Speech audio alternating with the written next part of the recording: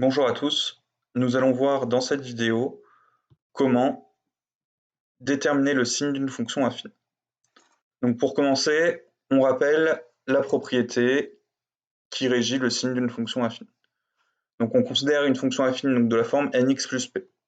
On va considérer m différent de 0 puisque si m égale à 0, la fonction est constante, du coup elle est du même signe que l'ordre de l'origine que p. Donc si p est positif, la fonction est toujours positive, et si p est négative, la fonction est toujours négative.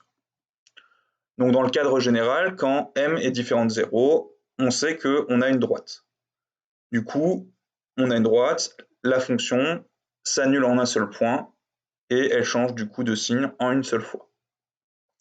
Donc il y a deux possibilités. Quand m est strictement positif, la fonction, je vous rappelle, est croissante. Du coup, elle est d'abord négative, puis positive.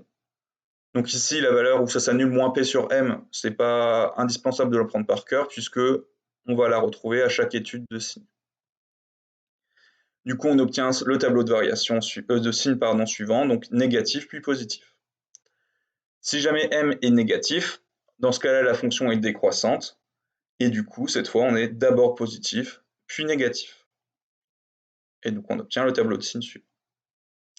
Ok, donc voyons ce que ça donne sur un exemple concret. Donc, étudions le signe de f de x égale moins 3x plus 2. Donc, il va y avoir deux méthodes qui sont assez similaires, mais simplement deux points de vue différents. Soit on cherche à résoudre f de x égale à 0, donc à savoir quand est-ce que la fonction s'annule, puis on applique la propriété.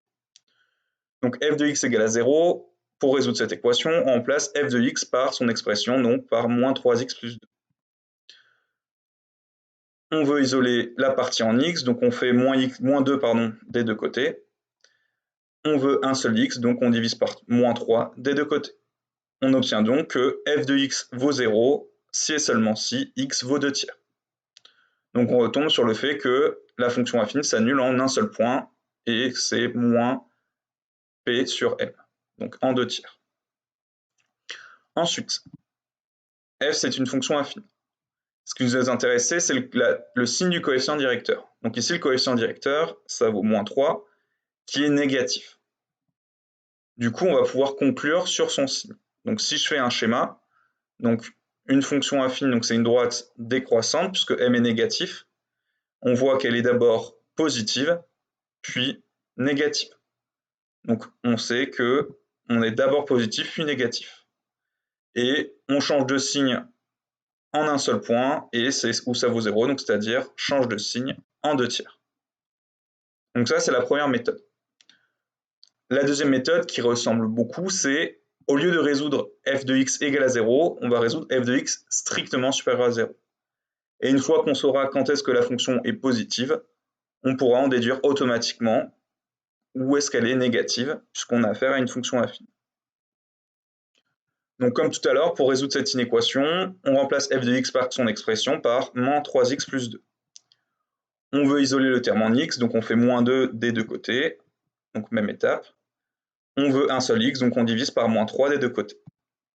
Alors, attention ici, comme on est avec une inéquation, quand on divise par moins 3 qui est un nombre négatif, il faut changer le sens de l'inégalité.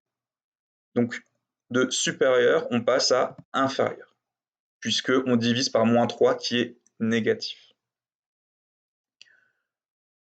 Donc on obtient que f est positive, donc ici, on descend toutes les égalités quand x, lui, il est strictement inférieur à 2 tiers. Et inversement, donc là, si on est d'abord positif, automatiquement, on sait que dans le reste des cas, on est négatif. Donc du coup, f va être négatif pour le cas contraire, c'est-à-dire x strictement supérieur à 2 tiers. On n'a pas besoin de faire l'inégalité contraire puisqu'on a affaire à une fonction affine. Donc dans les deux cas, on peut conclure par le tableau de signes.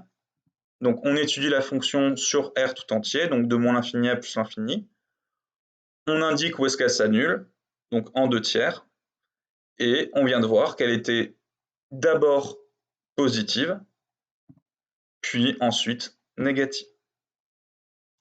Voilà, ceci conclut cette vidéo.